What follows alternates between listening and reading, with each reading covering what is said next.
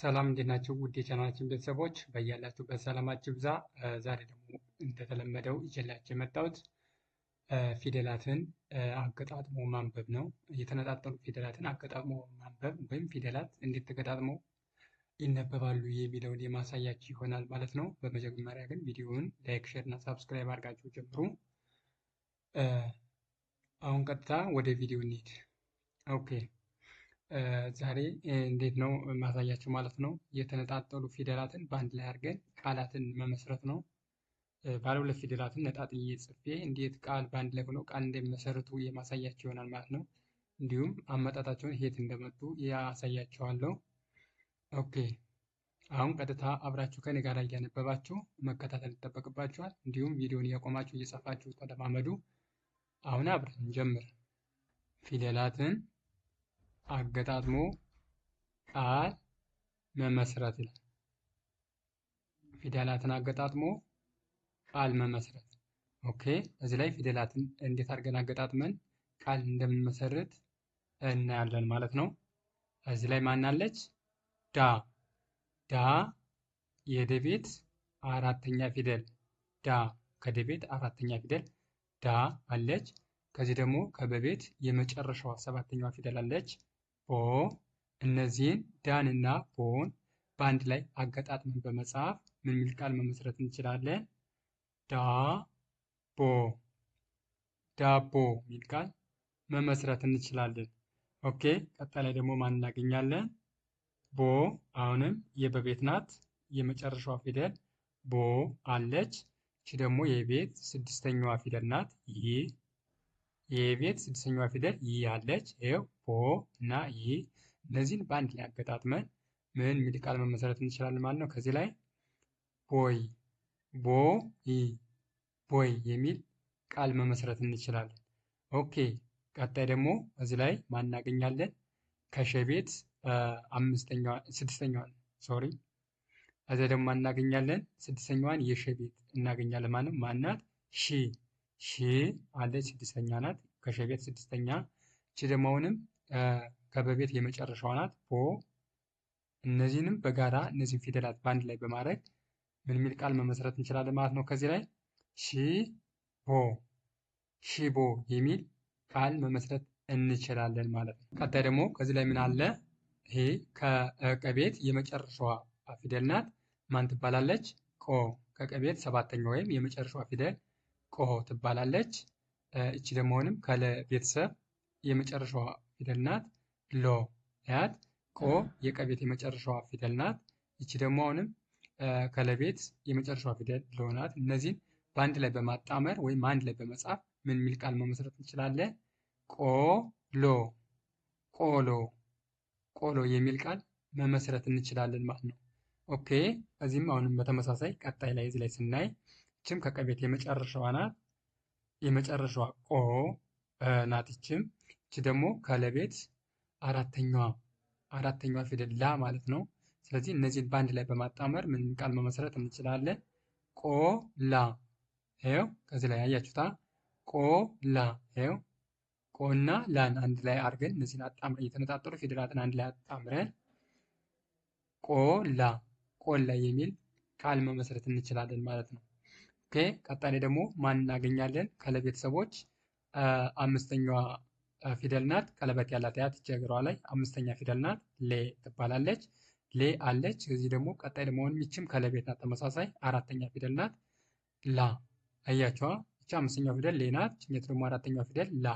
እነዚህም ሁለቱን በአንድ ላይ በማገጣጠም ምን ቃል መመስረት እንችላለን ማለት ነው? ሌላ፣ ሌላ ሚል ቃል መመስረት እንችላለን። ኦኬ ቀጣይ ደግሞ እዚህ ላይ የምናገኘው ምን ይላል? ያት እቺ ከሸ ቤት አራተኛዋ ፊደል ናት ሻ ትባላለች። ቀጣይ ደግሞ ከመቤተሰቦች አራተኛዋ ናት። እችን በተመሳሳይ ማ። እነዚህን ሁለቱን ፊደሎች በአንድ ላይ በማገጣጠም ምን ሚል ቃል መመስረት እንችላለን ማለት ነው? ሻማ፣ ሻማ የሚል ቃል መመስረት እንችላለን። ኦኬ ቀጣይ ደግሞ ከዚህ ምን እናገኛለን ማለት ነው? አሁንም እቺ ከቀ ቤተሰቦች የመጨረሻዋ ፊደል ናት። ሰባተኛዋ ፊደል ማለት ነው ቆ። እዛ ቀጣይ ደግሞ ከጨ ቤተሰብ የመጨረሻዋ ፊደል ናት። ይችም በተመሳሳይ ሰባተኛ ፊደል ጮ። ያት ቆን ወሰድነን ከቀቤት። ይችን ደግሞ ከጨቤት ጮን ወሰድነን እነዚህን በአንድ ላይ በማድረግ ምን ቃል መመስረት እንችላለን ማለት ነው? ቆጮ ቆጮ የሚል ቃል መመስረት እንችላለን ማለት ነው። ምን ይላል? ቆጮ ይላል ማለት ነው። ኦኬ ቀጣይ ደግሞ ማን እናገኛለን? ከዚህ ላይ ከመቤተሰብ የመጀመሪያዋን መን እንወስዳለን። ያት መ የመጀመሪያ ፊደል ናት። እቺ ደግሞ ከጠ ቤተሰብ ሁለተኛዋ ፊደል ጡ። ከጠ ቤተሰብ ሁለተኛዋ ፊደል ጡ። ይኸው እነዚህን ፊደሎች በአንድ ላይ በማድረግ ብቻ እነዚህን በማጋጠም ምን የሚል ቃል መመስረት ይቻላል ማለት ነው? መጡ መጡ የሚል ቃል መመስረት እንችላለን። ከጠ ቤት አራተኛዋ ፊደል ጣ ነች። ከጠ ቤት አራተኛ ናት። እቺ ደግሞ የለቤተሰብ ወይም ለ የመጀመሪያ ፊደል ናት። ለ ማለት ነው። ያት ጣ ከጠ ቤት አራተኛዋን ወሰድን። እቺ ደግሞ የመጀመሪያዋን ለን ወሰድን። እነዚህን በአንድ ላይ በመደመር ወይም አንድ ላይ በማጋጠም ጣለ ጣለ የሚል ቃል መመስረት እንችላለን ማለት ነው። ስለዚህ ይኸው ጣ ሲደመር ለ እነዚህን በአንድ ላይ በመደመር በአንድ ላይ በማድረግ ቃል መመስረት እንችላለን ማለት ነው። ጣለ የሚል ቃል መመስረት እንችላለን። ኦኬ ቀጣይ ደግሞ ከዚህ ላይ ምን አለ? ቀረ። ይኸው ቀ ከቀ ቤት የመጀመሪያዋ ፊደል ናት። ይችም ከረ ቤት የመጀመሪያዋ ፊደል ናት። የመጀመሪያ ፊደሎች ናቸው። ቀ ናት። ይችም ረ ናት። እነዚህን በመደመር ወይም እነዚህን አንድ ላይ አድርጎ በመጻፍ እነዚህ የተነጣጠሉ ፊደላትን አንድ ላይ አድርጎ በመጻፍ ምን የሚል ቃል መመስረት እንችላለን? ቀረ። አያቸዋ ቀረ የሚል ቃል መመስረት እንችላለን። ኦኬ ከቀጣዩ ላይ ደግሞ ስነት ደግሞ ከዚህ ላይ ደግሞ ምናለች?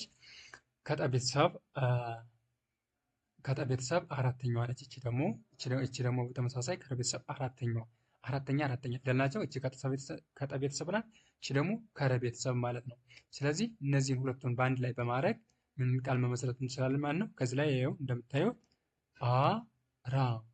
ጣራ የሚል ቃል መመስረት እንችላለን ማለት ነው። ኦኬ ቀጣይ ደግሞ ከዚህ ላይ ምን እናገኛለን? ይችም የጠ ቤተሰብ ናት። ስድስተኛ ፊደል ጥ ናት። ስድስተኛ ፊደል ጥ ከጠ ቤተሰብ ማለት ነው። ይችም በተመሳሳይ ስድስተኛ ፊደል ናት ጥ። እነዚህን ስድስተኛ ፊደሎች በአንድ ላይ በማድረግ እነዚህ ሁለት ስድስተኛ ፊደሎች የጠ ዝርያዎች ሁለቱን በአንድ ላይ በማድረግ ምን የሚል ቃል መመስረት ይቻላል ማለት ነው? ከዚህ ላይ ጥጥ የሚል ቃል መመስረት እንችላለን። ምን ቃል መመስረት እንችላለን ማለት ነው? ጥጥ የሚል ቃል መመስረት እንችላለን። ከዚህ ላይ ደግሞ ምን ይላል? እዚህ ላይ ማር ምን ይላል? ማር ከመቤተሰብ ስንተኛ ፊደል ነው ማለት ነው? ይሄ ከመቤተሰብ አራተኛ ፊደል ነው። ማ ይህ ደግሞ ከረ ቤተሰብ ስድስተኛ ፊደል ነው። ይኸው እነዚህ ሁለቶችን በማገጣጠም ምን ቃል መመስረት እንችላለን? ማር የሚል ቃል መመስረት እንችላለን ማለት ነው። ይኸው ይቺ ከመቤት አራተኛ ናት። ይቺ ደግሞ ከረቤት ስድስተኛ ፊደል ናት። እነዚህ ሁለቶችን ባለ በማድረግ ማር የሚል ቃል መመስረት እንችላለን። አሁንም በተመሳሳይ ከዚህ ላይ ስንመጣ ከመቤተሰብ የመጀመሪያዋ መ ናት። ይቺ ደግሞ ከረቤተሰብ የመጨረሻዋ ሮ ነች። እነዚህን በአንድ ላይ በማድረግ ምን ቃል መመስረት እንችላለን? መሮ አያቸዋ። ይኸው መሮ በአንድ ላይ ሲሆኑ መሮ የሚል ቃል ይኸው ከመቤተሰብ የመጀመሪያዋ ምን ወሰድነን፣ ከረ ቤተሰብ ደግሞ የመጨረሻዋን ሮን ወሰድነን። እነዚህን በአንድ ላይ አድርገን ስናነባቸው መሮ የሚል ቃል ይሰጡናል ማለት ነው። ቀጣይ ደግሞ እቺ ፊደል አለች። ከደ ቤተሰብ ስድስተኛ ፊደል ነች። ዲ ከደ ቤተሰብ ስድስተኛ ፊደል ድ። እቺ ደግሞ ከደ ቤተሰብ የመጨረሻ ፊደል ሮ። ይኸው ድ አለች ከደ ቤተሰብ ስድስተኛ። እቺ ደግሞ ሮ አለች ከደ ቤተሰብ ስድስተኛ። እነዚህን በአንድ ላይ አድርገን ምን ቃል መመስረት እንችላለን ማለት ነው?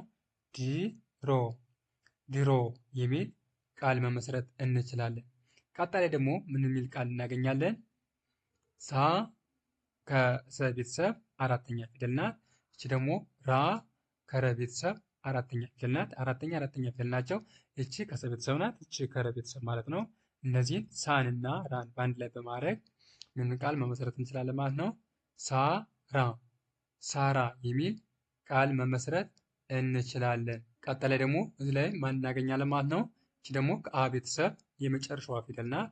ኦ ይኸው እግሯ አጭር ናት። ተመልከቷት። የመጨረሻዋ ፊደል ናት። ኦ አለች። ከዚህ ደግሞ የመቤተሰብ የመጨረሻዋ ፊደል ሞ አለች። ይኸው እነዚህም ሁለቱን በአንድ ላይ በማጣመር ምን የሚል ቃል መመስረት እንችላለን ማለት ነው?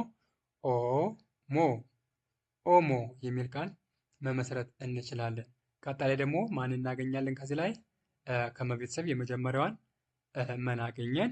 እቺ ደግሞ ከነ ቤተሰብ የመጨረሻዋን ኖ ያት ከመ ቤተሰብ የመጀመሪያዋ ከነ ቤተሰብ የመጨረሻዋ እነዚህን ሁለቱን ፊደላት በአንድ ላይ በማድረግ ምን ቃል መመስረት እንችላለን ማለት ነው? መኖ መኖ የሚል ቃል መመስረት እንችላለን ማለት ነው። የአማርኛ ፊደሎችን ተጠቅመን እንዴት ቃላትን አገጣጥመን መጻፍ እንችላለን፣ እንዴት እናነባቸዋለን የሚለውን አይተናል። ቀጣይ ደግሞ በሌሎች ቪዲዮዎች የምንገናኝ ይሆናል ማለት ነው። ቪዲዮ ከተመቻቸው ላይክ፣ ሼር እና ሳብስክራይብ ማድረጋችሁን አትርሱ። በቀጣይ ቪዲዮ በሌሎች እስከምንገናኝ ቸርን ሰንብት።